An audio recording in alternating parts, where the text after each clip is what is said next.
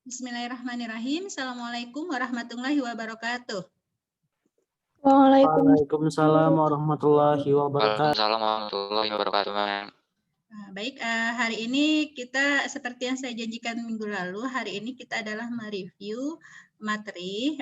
Jadi hari ini saya mereview materinya itu di pengayaan materi aplikasi turunan trigonometri. Sebelumnya setiap pertemuan itu kan saya selalu memadukan antara aplikasi turunan itu untuk aljabar dan trigonometri. Jadi aljabar itu sebenarnya kan sudah ada di kelas 11. Jadi di hari ini, karena hari ini adalah ulangan KD 34 untuk aplikasi turunan, maka saya lebih fokus ke pengayaannya di aplikasi turunan trigonometri saja, agar bisa dilaksanakan ujian hari ini dengan baik. Tapi di ujian nanti kamu akan ketemu juga dengan aplikasi turunan aljabarnya juga, seperti itu ya. Oke, pelan-pelan supaya bisa. Baik, di aplikasi turunan itu kita harus tahu dulu nih indikator hari ini apa ya.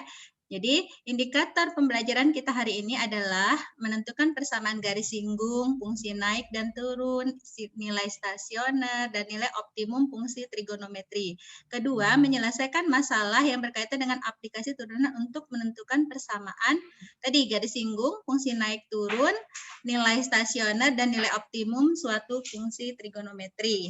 Oke, jadi di pembelajaran ini sebenarnya kita ada yang penting itu adalah persamaan garis singgung, nilai optimum atau maksimum minimumnya, nilai stasioner untuk menentukan fungsi naik dan turun, dan satu lagi nanti akan saya sisipkan agar kamu sekedar tahu tentang interval kecekungan fungsi trigonometri. Jadi di fungsi semuanya ini konsep dasar aplikasinya itu menggunakan turunan yang sama dengan aljabar, tapi hari ini khusus di trigonometri saja. Oke. Nah, yang pertama kita itu belajar kemarin bisa ada titik, saya mulai dari titik stasioner dulu biar paham ya bagi yang baru bergabung ya. Titik stasioner, fungsi naik dan fungsi turun. Oke, titik stasioner itu adalah titik yang menyebabkan turunan pertama sama dengan 0. Oke. Misal fungsi f kontinu pada interval a, b dan fx adalah turunan pertama fungsi fx, maka nih untuk menentukan fungsi naik dan turunnya ya, kemarin ingat f aksen x turunan pertama dari x itu besar dari 0 daerahnya itu dikatakan dengan fungsi naik. F aksen x kecil dari 0 itu dikatakan fungsi turun. Nah, pada saat f aksen x sama dengan 0 itulah penentu titik baliknya nanti. Di situ dinamakan nilai stasioner. Titik stasionernya. Jadi, ini juga berlaku untuk aljabar. Konsep ini berlaku juga untuk aplikasi turunan aljabar. Nah, contohnya seperti apa? Nih, tentukan nilai stasioner dari fx sin 2x pada interval x berada di antara 0 derajat sampai 360 derajat. Nah, di sini sin 2x turunan pertamanya adalah 2 cos 2x. Seperti itu ya. Oke. Berarti nilai stasioner fx-nya itu adalah f aksen x sama dengan 2 cos 2x sama dengan 0. Oke, dari sini kita ambil ke persamaan, kembali ke materi kelas 11-nya. Persamaan cos 2x itu sama dengan cos 0. Cos 0. 0 derajat itu adalah nilai cos 90 derajat. Maka kita pakai rumus persamaan cos ya, persamaan cos. Artinya apa? 2x sama dengan 90 derajat tambah K kali 360 derajat, atau kita bisa mencari sudut batasnya itu, nilai S-nya itu dengan 2x sama dengan min 90 derajat tambah K kali 360 derajat. Kalau soalnya soal pilihan ganda, kamu bisa ambil aja cos 90 derajat ini yang memenuhi adalah berapa saja, yang cos 0 itu hanya ada pada siapa saja di cos di 90 derajat saja. Kamu bisa ambil relasinya. Oke, baik. Nah, dari sini kita akan ambil penyelesaian. Ini saya buat detail supaya paham, mengingat kembali. Penyelesaiannya 2x sama dengan 90 derajat ditambah K kali 360 derajat. Nah, ini K ini kita ganti dengan bilangan-bilangan yang memenuhi. Karena dia dibatasi sampai 360 derajat, maka kamu ambillah KK yang kecil. Biasanya gitu ya. Karena ini positif semua. Maka 2X sama dengan 90 derajat tambah K kali 360 derajat. X itu 45 derajat ditambah K kali 180 derajat. Sama ya, kedua ruas dibagi 2 seluruhnya. Maka kita cari nilai K yang memenuhi. Kita peroleh K0 menghasilkan X 45 derajat, K1 X-nya 225 derajat. Nah, ini kan masih berada di antara 0 sampai 360 derajat, berarti memenuhi. Cek untuk kebersamaan yang kemungkinan kedua. Kedua adalah minus 90 derajat, ya, minus 90 derajat. 2X sama dengan minus 90 derajat tambah K kali 360 derajat. Sama, lakukan hal yang sama bagi dua semuanya, kita akan peroleh X itu sama dengan min 45 derajat tambah K kali 306 dikali 180 derajat. Kita hasilkan dari K sama dengan 0, K sama dengan 1, K sama dengan 2 itu sudutnya adalah, kita substitusikan ya, K-nya diganti. Kita akan memperoleh nilai min 45 derajat, 135 derajat, dan 315 derajat. Untuk min 45 derajat, dia tidak memenuhi. Kenapa? Karena dia sudah kurang dari 0 derajat. Tadi sudah ada interval yang diberikan di contoh soal awalnya. Jadi yang memenuhi siapa saja ini? 45, 225, 135, dan 315 derajat. Ini adalah titik stasionernya pada saat dia sama dengan 0. Jadi titik-titik X yang memenuhi itu adalah pada saat 45, 135, 225, dan 315 derajat. Bisa paham sampai di sini, Nak? Bisa ya nilai stasioner X-nya? Nah, dari nilai stasioner sebenarnya kita bisa menentukan interval naik dan turun. Nah, yang dimaksud nilai stasioner itu ini dia nih. Ini batas-batasnya.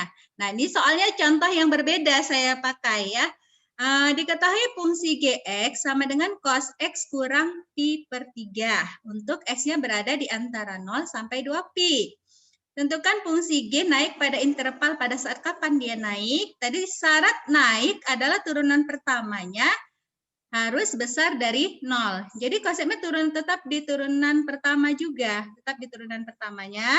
Nah, dari sini kamu akan memperoleh Gx sama dengan cos X kurang Pi per 3. Pi per 3 ini konstanta ya. Jadi kalau diturunkan dia yang kita cek adalah si X saja ya.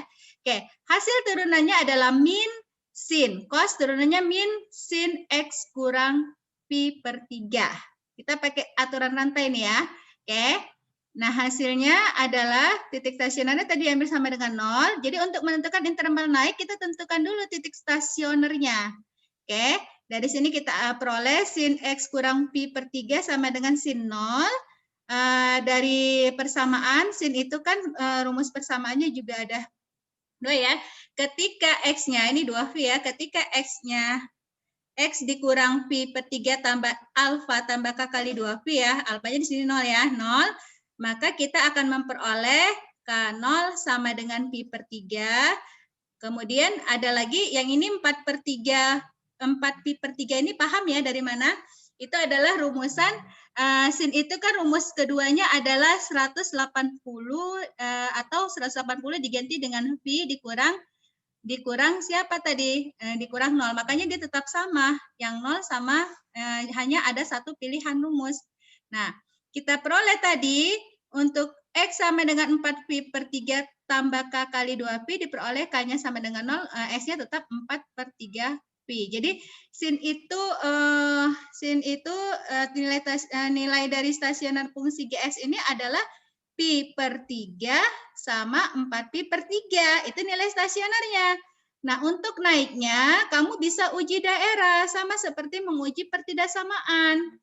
Jadi titik Pi per 3 sama 4 per 3 ini. Nah, di sini kita uji. Kalau saya uji dari yang 0 aja. 0 kan tidak termasuk batas stasioner. Kamu uji aja 0 ke fungsi mana diuji? Ke fungsi turunannya. Paham ya? Karena kita menguji naik F aksen besar 0. F aksen yang diuji, bukan turunan G. F aksen di sini G ya. G aksen yang diuji. G aksen tadi siapa? Min sin X kurang Pi per 3. Masukkan aja kalau X-nya 0. Berarti kan jadi min Pi per 3. Ya. Min Pi per 3 itu sama dengan sin min Pi per 3 itu sama dengan Min-minnya taruh di luar ya, jadi tambah sin pi per 3. Sin per 3 itu hasilnya berapa? Pi per 3 60, berarti setengah akar 3, berarti bernilai positif. Jadi di bawah pi per 3 ini bernilai positif, dia berselang-seling, ini negatif, setelahnya itu dia bernilai positif lagi. Maka kita akan dapati pada saat kapan dia naik, pada saat yang daerah positif, yaitu pada saat lebih kecil, karena tadi dibatasi dari 0 ya, maka daerah yang fungsi naiknya itu 0, S-nya itu berada di antara 0 sampai pi per 3, dan pada saat kapan 4 pi per 3 lebih kecil sama dengan, ini kan lebih kecil tadi tanda pertidaksamanya sama dengannya boleh ya, karena di atas di sini pertidaksamanya sama dengan 2 pi. Batasnya 2 pi sama dengan 2 pi. Itulah saat dia naik. Paham ya?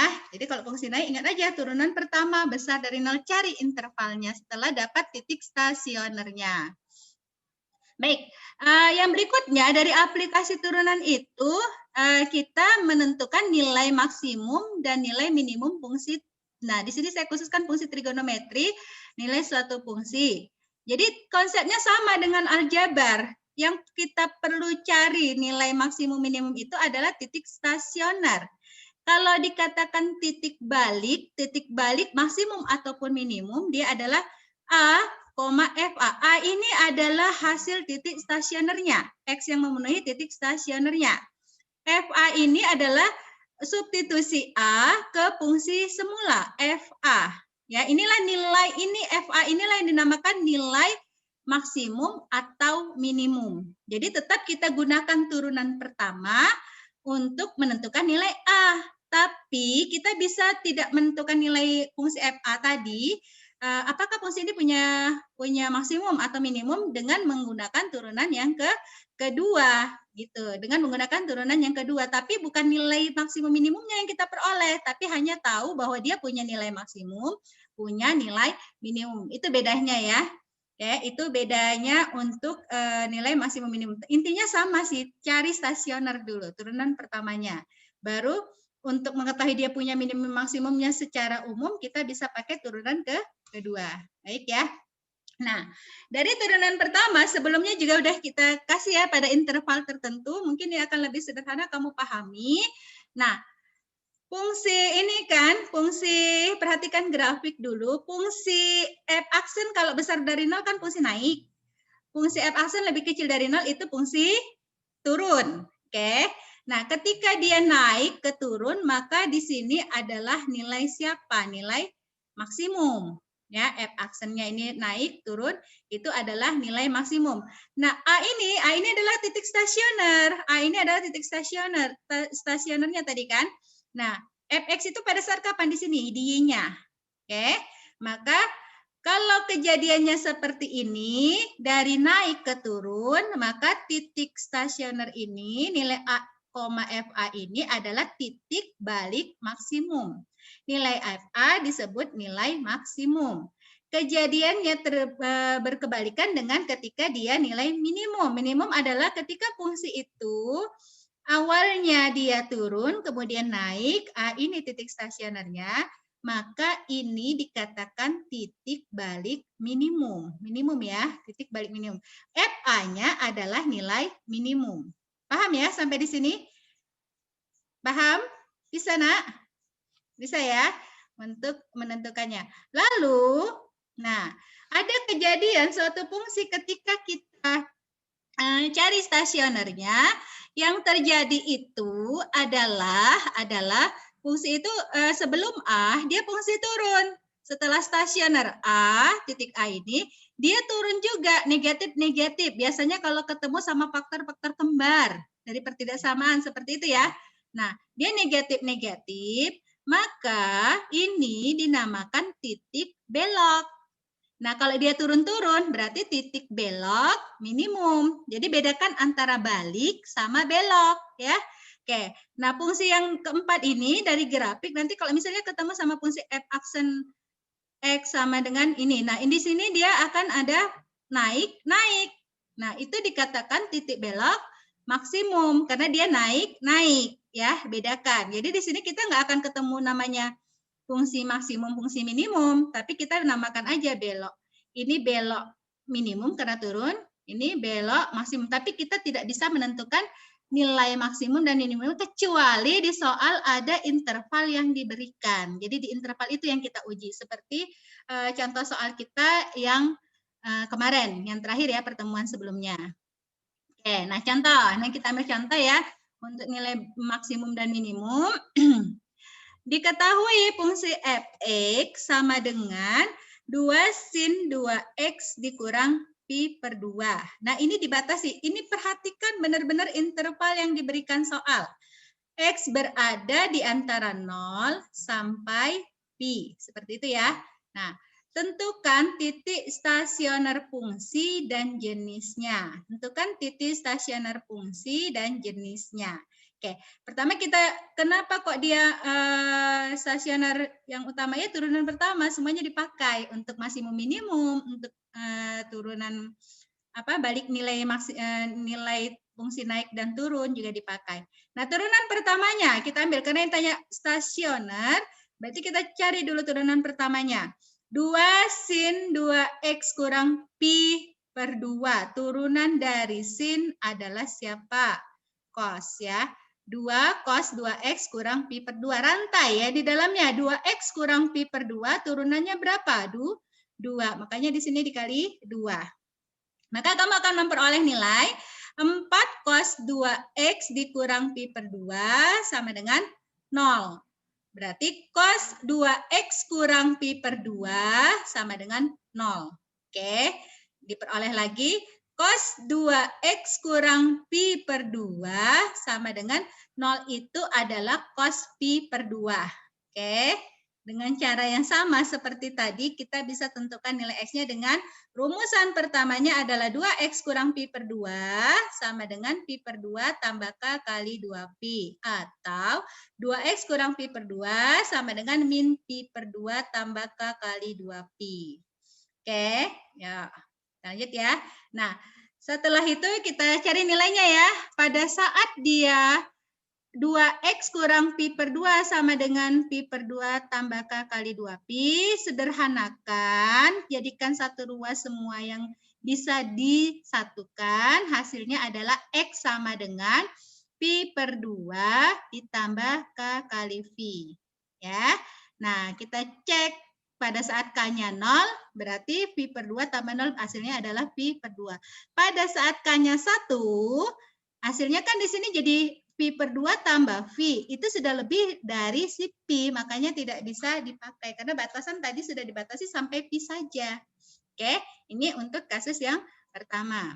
Untuk yang kedua, rumusnya tadi adalah 2x kurang pi per 2 sama dengan min pi per 2 tambah k kali pi per 2. Maka kita peroleh sederhana hasilnya adalah 2x, ini pi-nya habis ya, pi per 2-nya habis, tinggal 2x sama dengan 0 tambah k kali 2v. Disederhanakan lagi x sama dengan k kali v. Lebih sederhana nih angkanya tinggal dimasukkan. Ketika k-nya 0, berarti x-nya 0, memenuhi ya, karena dari 0 sampai v tadi ya. K sama dengan 1, x-nya sama dengan V. Itu diperoleh. Oke. Nah, berarti kita sudah dapat 3 nilai X stasionernya. Kita dapatin. Nah, dari titik stasioner yang 3 tadi yang kita peroleh adalah nilai berapa? 0, X-nya 0, X-nya pi per 2, dan X-nya sama dengan V. Dari sini, dari fungsi ini kita bisa tentukan fungsinya itu jenisnya tadi ya, fungsi naik pada saat kapan dia naik, turun, di mana. Oke. Nah, setelah diuji ini kan ada 0, ada pi per 2. Kita nggak bisa uji nilainya nilai 0 karena 0 sebagai batas ya. Kalau saya pilih di sini ujinya adalah sudut pi per 6 atau 30 derajat. Boleh. Oke, tadi aksennya dalam sin ya. Jadi kalau dia 30 derajat kan sin 30 derajat itu positif ya. Berarti di kuadran pertama ya, positif, positif. Berarti sebelumnya adalah nih, negatif, negatif, positif, negatif, positif. Ingat kembali yang diminta soal tadi dibatasi oleh 0 sampai pi. Yang kalau ditanya, kapan dia naik? Dia naik pada saat interval 0 sampai pi itu adalah pada saat kapan? Di antara 0 sampai pi per 2. kapan fungsi itu turun? Fungsi itu turun pada saat interval X berada di antara 0 sampai V itu adalah pada saat pi per 2 sampai pi. Ini daerah turunnya. Jadi yang lebihnya jangan diperoleh, jangan dibuat kalau yang ditanya seperti itu. Nah, apakah fungsi itu memiliki maksimum atau minimum? Tadi masuk ke dalam interval ya. Nah, kapan dia minimum? Ketika fungsinya dari fungsi turun ke naik. Kapan dia fungsinya fungsi maksimum? Pada saat dia dari positif ke turun. Jadi dia bentuknya seperti ini ya, naik, turun. Itu fungsi maksimum, ini dia. Berarti nanti titik minimum itu bisa kita peroleh pada saat 0, masukkan 0 ini ke fungsi awal. Oke. Kalau kita mau mencari nilai maksimumnya, atau ada dua ya, V, masukkan ke fungsi awal. Kalau dia ingin mencari nilai maksimumnya, kita peroleh dari pi per 2, F pi per 2. Jadi dimasukkan fungsinya nanti ke fungsi awal pi per 2-nya untuk mencari maksimumnya. Itu dia. Jadi mudah ya sebenarnya aplikasi turunannya, intinya di sini dia. Oke, kita lanjut ya. Nah, ini dia, untuk menentukan nilai F0, Fv per 2, Fv. Kita kan ingin tahu tadi nilai maksimum minimumnya. Setelah dimasukkan, F0 itu kita dapati minus 2. Ke fungsi awal. Fungsi awal kan tadi 2 sin 2x kurang pi per 2. X-nya diganti dengan 0. Makanya 2 kali 0 dikurang pi per 2. Dapat minus 2. Ketika X-nya sama dengan pi per 2, kamu dapati Fx-nya, F pi per 2-nya itu 2. Ketika X-nya sama dengan pi, maka kamu dapati Fp-nya itu sama dengan minus 2. Dari sini kamu akan dapati mana yang maksimum nilainya? 2. Mana yang minimum? Minus 2. Oke. Titik maksimumnya mana? Titik maksimumnya itu adalah pi per 2,0. Jadi bedakan, lihat soal diminta apa? Nilai atau titik. Kalau ditanya titik minimum yang mana? Titik minimum itu adalah 0,2 dan pi, 2. Tapi kalau ditanya berapa nilai minimumnya? Minus 2. Itu dia. Oke, bisa ya? Jadi intinya setelah dapat titik stasioner, fungsi naik turun, kemudian maksimum minimum itu aplikasinya. Bisa sampai di sini, Amri? Mem, kalau ujinya di apa Mem, di turunannya Mem, boleh nggak Di Mem? turunan itu ketika dia menentukan fungsi itu naik atau turun. Jadi kapan X stasioner itu tadi kita uji di F-nya turunan pada saat dia menentukan apakah fungsi itu naik atau turun. Tapi kalau uji ke fungsi awal itu untuk menentukan nilai maksimum atau minimum. Begitu Amri. Ya Mem, makasih ya Mem. Oke, bisa ya, paham ya, mudah insya Allah. Oke, nah ini tadi turunan kedua. Nah, ini kan saya bilang turunan kedua itu dipakai juga untuk menentukan fungsi itu memiliki maksimum atau minimum ya. Jadi ketika fungsi f aksennya tadi kan kamu dapat f aksen A sama dengan 0 titik stasioner. Nah, f aksen 2 kali, turunan kedua kali itu lebih kecil dari 0, maka itu cuma untuk menentukan, bukan nilainya ya, menentukan apakah fungsi itu merupakan nilai mempunyai titik balik maksimum, dan pasti FA-nya nilainya maksimum, itu aja. Kalau F aksen 2 kalinya besar dari 0, maka F itu, Fx itu mempunyai nilai minimum, itu dia. Nilai minimum. Seperti itu. Oke. Nah, jadi itu hanya menentukan nilainya. Nah, pada saat kapan? Ketika F aksen A-nya sama 2 kalinya sama dengan 0, maka itu merupakan titik belok. Dia tidak ada nilai maksimum atau minimumnya di situ. Nah, F aksen A-nya itu lebih sama dengan 0 juga, tapi nanti turunan pertamanya lebih besar dari 0, maka itu adalah titik belok naik. Seperti itu. Paham ya? Jadi di uji turunan kedua itu hanya menentukan. Jadi saya rasa kamu kalau hanya menentukan nilai apakah maksimum minimum belok turun, cukup cek nilai F aksennya sama F aksen 2 kalinya. Tapi kalau disuruh tentukan nilainya berapa, titiknya berapa, cukup gunakan turunan pertama. Sudah ketemu jawaban semuanya. Oke, bisa ya? Bisa. Jadi intinya itu dia. Di aljabar, baik di aljabar maupun trigonometri, konsepnya sama. Konsep aplikasinya sama. Baik. Nah, ini contoh yang berikutnya. Diketahui fungsi fx sama dengan 2 sin 2x kurang pi per 2. Oke. Ditanya nilai stasioner dan jenisnya. Oke, turunan pertamanya berarti kamu dapati 4 cos 2x kurang pi per 2. Nah, dari contoh 1 tadi itu ya, titik stasionernya kita dapati kan 0,-2, pi per 2,2, dan pi, min 2. Sehingga kita peroleh turunan keduanya tadi kan hasilnya adalah min 8 sin 2x kurang pi per 2. Ini kita menentukan nilai maksimum minimum ini. Oke. Nah, substitusikan ini tadi ke persamaan turunan kedua.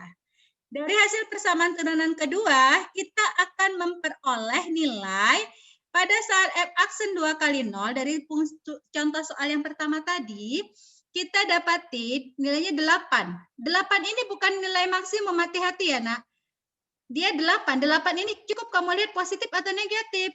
Oh, 8 positif. Berarti turunan pertamanya setelah turunan keduanya setelah disubstitusi bernilai positif. Maka yang ada adalah minimum. Makanya dia mempunyai turunan kedua besar dari 0. Maka ini merupakan titik balik minimum. Aduh, tulisan saya bagus sekali, minimum. Oke, minimum. Kemudian f aksen pi per 2-nya ketika dimasukkan f min aksen 2 kali pi per 2 hasilnya kan min 8. Min 8 bukan nilai maksimum, tapi dia menentukan bahwa fungsi ini pada saat turunan kedua hasilnya lebih kecil dari 0. Maka titik 0, pi per 2 tadi adalah nilai balik maksimum, itu dia. Udah dapat ya kata kuncinya ya. Demikian juga ketika f aksen pi itu kamu substitusikan hasilnya kan 8. Dan ini besar dari 0, maka titik 0, pi merupakan titik balik minimum. Begitu. Oke. Sip, bisa? Bisa? Kalau bisa kita lanjutkan.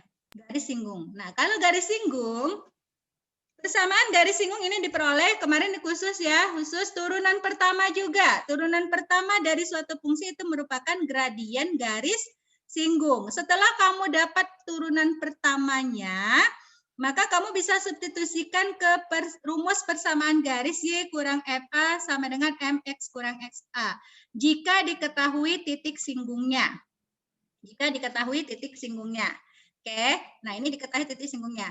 Hasilnya, nah kamu masukkan nih, setelah turunan pertama dapatnya min 3 sin X tambah 2 cos 2 X kurang pi. Dengan titiknya adalah pi, min 3. Maka kamu akan memperoleh nilai berapa? Ya, masukkan. Ini adalah X, ini adalah Y. Substitusikan dapat F aksen Y-nya sama dengan min 2. Berarti titik singgungnya adalah minus 2. Garis singgungnya berapa?